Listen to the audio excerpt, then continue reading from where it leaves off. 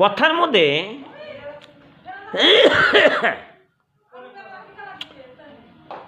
যেমন হাদিসের মধ্যে পাওয়া যায় যে ব্যক্তি 1 দিরহাম ঋণগ্রস্ত করিয়া মারা গেল,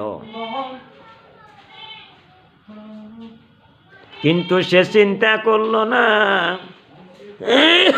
মানে কাছে মানুষের টাকা পায়, তার মানে 1 দিরহাম টাকা সেই ব্যক্তির কাছে পাইতো যে ব্যক্তি মারা গেল। 1 দিরহাম টাকা ধার করিয়া কর্জ করিয়া সে মৃত্যুবরণ করলো, কিন্তু সে একবারও চিন্তা করলো না এই যে আমি 1 টাকা যে কর্জ করছি, ঋণ করছি, এই টাকা পরিশোধ করতে হবে, কিন্তু সে পরিশোধ করলো না, না করিয়া সে মারা গেল, কবরে চলে গেল। হাদিসের মধ্যে পাওয়া যায় কিয়ামতের দিন এই যে 1 টাকা যে ঋণ করে থিয়ে গেল, পরিশোধ করলো না, ওই ব্যক্তি যখন কিয়ামতের দিনে উঠবে তখন সেই ঋণ পরিশোধ করতে হবে। কি দিয়ে পরিশোধ করব? দুনিয়ার ভিতরে দিরহাম টাকা হ্যাঁ থাকে, কিন্তু কিয়ামতের দিন টাকার কোনো কারবার নাই, দিরহামের কারবার নাই, তখন কি দিয়া এই ঋণ শোধ করব? হাদিসের মধ্যে পাওয়া যায় ওই দিন কিয়ামতের দিনে যে ব্যক্তি ঋণ করে থিয়ে গেছে ওই ব্যক্তির যত নেকি আছে বাজান গো, ওই নেকি থেকে কাইতে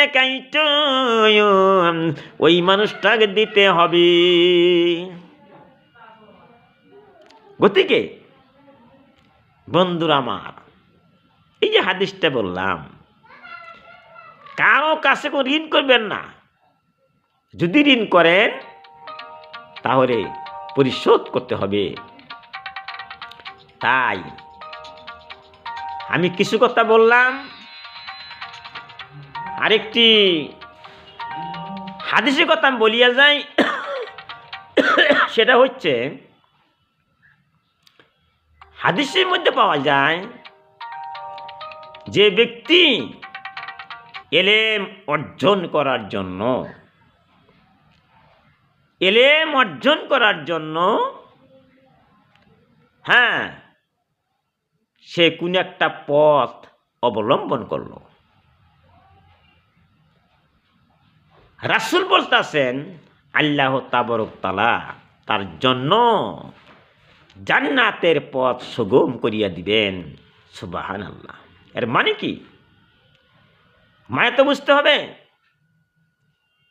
মুক্ত মাদ্রাসা কোন একটা রাস্তায় ছেলে মেয়েকে এলেম অর্জন করার জন্য পাঠাইছেন, আপনি কোন একটা রাস্তায় এলেম অর্জন করার জন্য চেষ্টা করতেছেন, এদিকে আমার আল্লাহ আপনার জন্য জান্নাতের ব্যবস্থা করবেন। সুবহানাল্লাহ। এই জন্যে বিশ্বের জমিনে এলেম হাসিল করতে হবে। বিশ্বে নেই বাতাসেন সাবিরে,